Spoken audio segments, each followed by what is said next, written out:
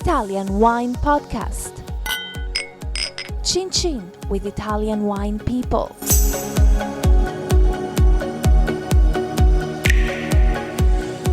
Hello, this is the Italian Wine Podcast. My guest today is Sarah Abbott, who is a Master of Wine, and Sarah is also the founder and CEO, that sounds very sort of intimidating, of Swirl Wine Group, which is based in the UK. Welcome. Thank you, it's lovely to be here. So a great name, Swirl. Thank you. Yeah, I think it came to me after a couple of glasses. A couple of wine. swirls. Yeah. So first question is, you are British, I guess. Yes. So brief upbringing? So I grew up in Bedfordshire in the country. My parents were not interested in wine particularly until my mother got a job running a really smart country house hotel, and I got a job as a washer-upper when I was 12, and just through being exposed to that kind of life and seeing the whole buzz and the thrill of fine dining, and they had an amazing wine cellar and the owner was French, and my mum then started coming home with wine, and I just started... I thought you said your mum started coming home with Frenchmen. I don't think so, although my parents did divorce. Oops. Well, we could edit that one out. But anyway, yeah, so I came from a family of great cooks, love flavour, love taste, and I was the first person in my family to work in wine, and really it came out of that curiosity for flavour and place and occasion. I love seeing a room full of people celebrating and having the most amazing time, and I really associate wine with that. Okay, so you got into the wine trade sort of young. Did you sort of ever work in a wine shop or? Well, not in wine shop. So I had all sorts of jobs. So I sold double glazing part-time. That was a really horrible job. I did my first degree. My first degree was in classics, so I had a lot of interest in ancient history, and actually so much of that connects then with what I then found out about the history of wine. The classics department at university had a really good wine cellar and wine parties. Did you go to a proper university? Well, I went to Newcastle upon Tyne, which had a fantastic, very strong classics department. It's north of England, by the way. North of England, yeah. Fantastic city. And I stayed, after my degree, I got a placement at Durham University, and then I was actually marketing image analysis software, decided I wanted to work in wine, took a massive pay cut, went to run a country house hotel down in Gloucestershire, organised the wine cellar, found a lot of bin ends, sold a lot of wine, was visited by the main wine supplier, who said, please, will you come and work for me? And that was then how I got into wine. So that was my 20s. And what was your job for them, selling their double glazing division? So I think selling and getting to the point where the sale is almost inevitable is the most important thing there is. And it's not something that happens at the end of wine. It's without a sale, nothing happens. And I've really taken that with me. And I did do a lot of sales job and commission-based selling. And so my were you role good for then? Did you earn a good living? I was good, but I never did. So, when you go into these very sales-led jobs, they give you a script, and the script doesn't work. The thing about selling is that you have to, it's like matchmaking. It's like, putting the perfect marriage together between the product and the customer. But what I did for my first job in wine, I was working for a domain bottled Burgundy specialist, and my role was to go around and sell Burgundy to restaurants, hotels, small wine shops. And I did a lot of events and tastings, and I did a lot of events for their customers, and that was how I sold them the wine, because something like Burgundy, it was more expensive, it was a highly competitive market, and Burgundy is all about context and story and history, and actually the market then for Burgundy was not as sort of thirsty as it is now. I really wish I bought a lot more Burgundy with my staff discount at that stage rather than just buy it and drink it. But anyway, so I did that. Then I worked for an Italian wine specialist, again very high quality Azienda Agricola estates. Estate wineries. Was that a bit of a shock, moving from the glorified heights of Burgundy to the Lambrusco arena? No, it wasn't really. I mean, it was, I suppose there are slight differences in business culture, but no, I mean, I was working with high quality producers, and I actually had a lot more responsibility and authority in that role, and I was really allowed to get on with it. So I would take groups of winemakers from Italy, sort of get 3 or 4 over, and I would take them around, I would organise events for them and trips for them and visits with key customers. customers. So experiential kind of wine It selling. was experiential, and Was that quite unusual at that time? I don't know if it was unusual, but I think that now the whole idea that in order to sell anything interesting in wine, you have to get people to try it and taste it. And everyone talks now about the story, but I think actually that's taken a while for it to be recognised. But what we found with selling that really good quality Italian wine, not easy drinking everyday Italian wine, but anything of real quality and interest and value, is that you had to do it through independent retailers. And I would basically become a sort of a travelling almost expert, and I would parachute in. I'd say to the shop, okay, well, I'm bringing in 2 or 3 winemakers. We'll come and do you a tasting. I'll give you an overview, get your customers there. They can place orders on the night. It's an absolutely no-risk situation for you. So you're doing all the work, basically. Well, that's what you had to pull it through, because it's a risk. And the thing is that, so if you're a winemaker in Soave, your wine is everything to you. Your survival is everything to you. But actually, if you're the owner of a wine shop in, Lewis, that Soave producer is not everything to you. And so you have to, if you want to pull through anything that's high quality and interesting, you have to take on part of that risk. You have to make it absolutely inevitable that the sale will happen. And I think that experience, when I was really going around, driving around in my tiny car and pounding the streets, taking around Italians. My dad actually used to lend me his BMW when I took the Italians round, because he said, they're Italians, they will want a proper car.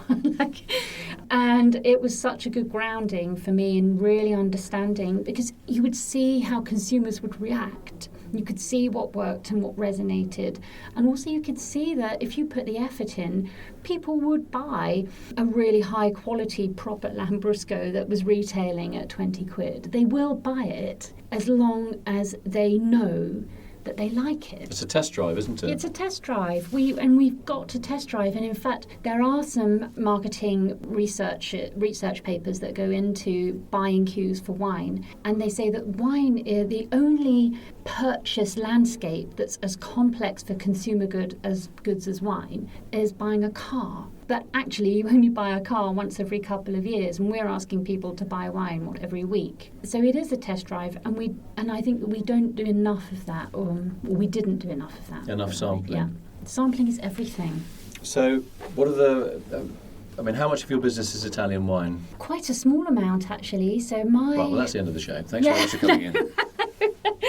Well, small and not so small. So my interest with Italian wine started with that importer. It was called Wine Traders, the guy called Michael Pally. When I did my Master of Wine, I did my Master of Wine dissertation in Barolo. When I set up my own business, I just found myself specialising in what you might call the weird stuff. So although I did my training in the classics, Burgundy, Barolo, and I worked for a Bordeaux specialist as well, I found as a marketeer that where you can really get your teeth into something is with wine that A, people don't know exist, or B, that people think is rubbish and snigger at.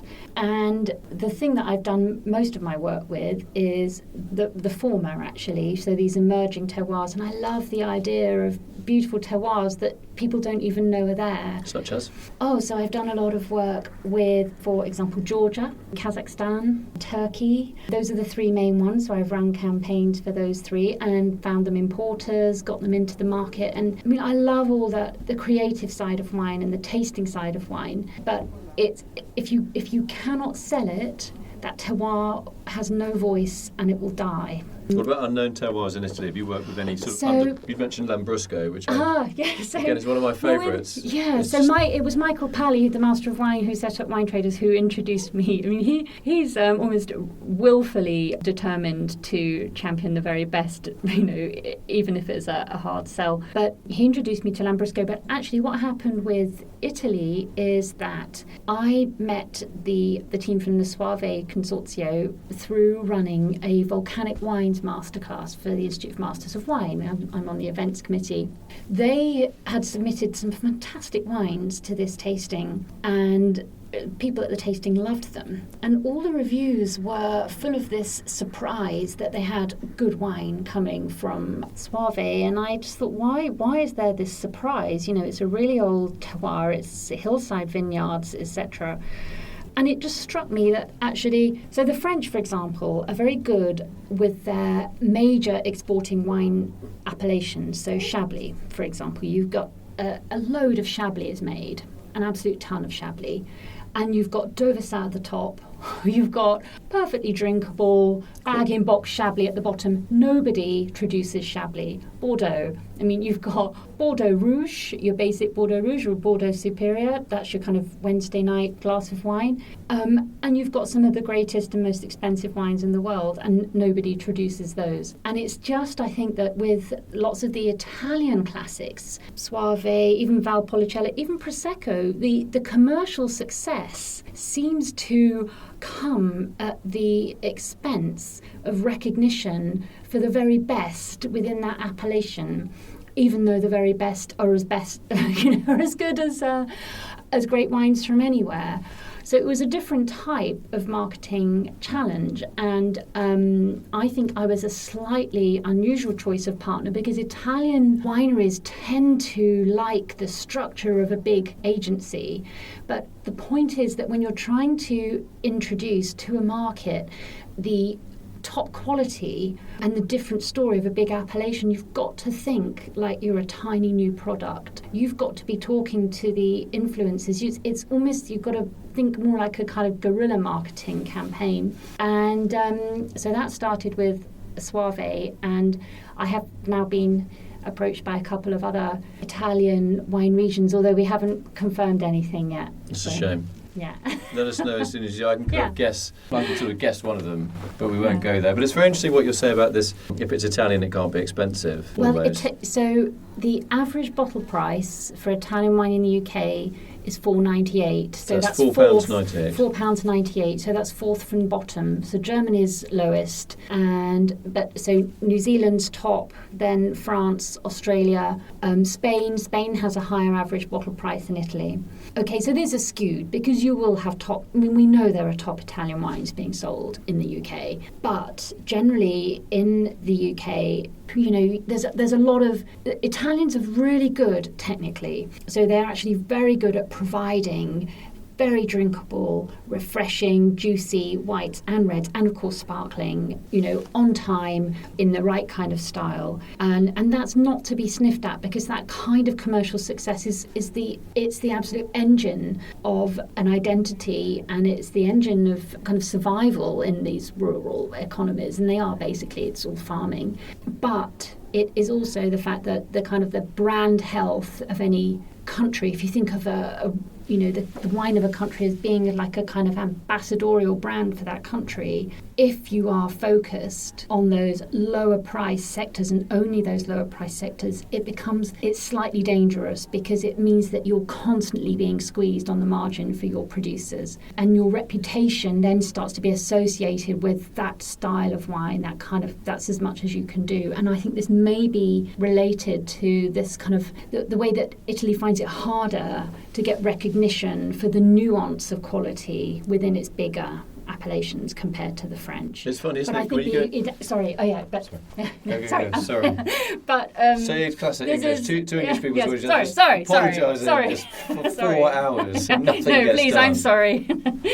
I think that it's a really important that the work of the academy that Ian Daggett is doing with Vinitaly, when you actually are saying it's really important that we talk about the nuance of these terroirs, that you give the top Italian wines exactly the same kind of really connoisseurs, geeky, dedicated attention that you give to the great wines of France, because the wines do deserve it. Mm-hmm. It's just that they haven't had that same culture lavished on them. If you think of some of the classics, obviously, Brunello is an expensive wine. The top Chianti Classicos are fairly expensive, not ridiculously expensive. I think they're still underpriced.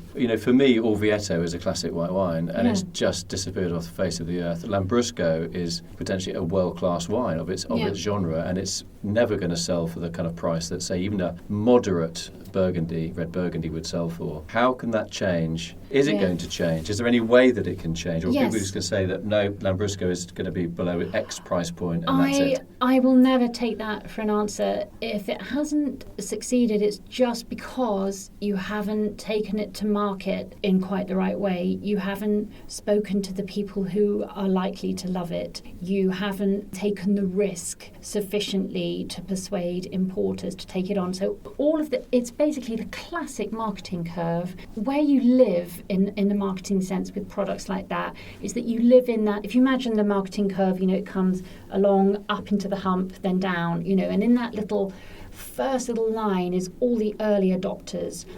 Now, they're early adopters in terms of the crazy specialist importers who, people like, Red Squirrel in the UK, people like Knotted Vine, people like Clark Foister, all these absolutely fanatical wine-loving, they're proper business people, but they will, people like Indigo, all these people who are determined to bring in the very best from a particular region and get it into then their early adopters, who are typically world-class restaurants. And I don't just mean fine dining, but even great informal dining restaurants. So you first of all have to persuade the importers, who are not driving Bentleys. They're not shipping, million bottles of $5.99 Prosecco. They're shipping mixed pallets of wine that has got to be hand sold by them to people who've then got to hand sell it to their customers. So it's absolutely doable, but you just have to be realistic about what it will take and how long it will take. But if you don't do that, this is one of the things that frustrates me about working with